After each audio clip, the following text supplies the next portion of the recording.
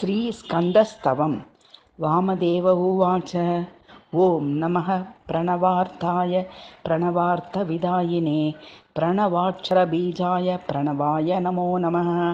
वेदान्तस्वरूपाय वेदान्तार्थविदायिने वेदान्तार्थविदे नित्यं विदिताय नमो नमः। नमो गुहाय भूतानां गुहासु निहिताय च गुह्याय गुह्यरूपाय गुह्यागमविदे नमः।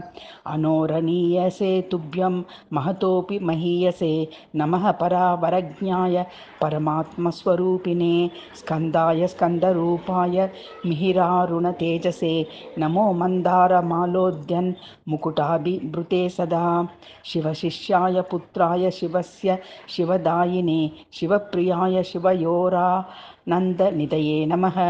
गाङ्गेयाय नमस्तुभ्यं कार्तिकेयाय धीमहि उमापुत्राय महते शरकाननशायिने षडक्षरशरीराय षड्वेदार्थविधायिने षडद्वातीतरूपाय षण्मुखाय नमो नमः।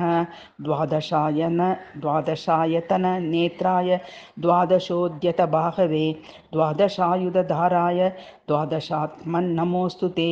चतुर्भुजाय चान्ताय शक्तिकुङ्कटधारिणे वरदाय विहस्ताय नमोऽस्तुरविदारिणे गजावल्लीकुचालिप्त कुङ्कुमाङ्कितवक्षसे नमो। गजाननानन्द महिमानान्दितात्मने ब्रह्मादिदेवमुनिकिन्नरगीयमान गाथाविशेषशुचिचिन्तित कीर्तिधाम्ने वृन्दारकामल किरीटविभूषणस्रक् पूज्याभिरामपदपङ्कज ते नमोऽस्तु।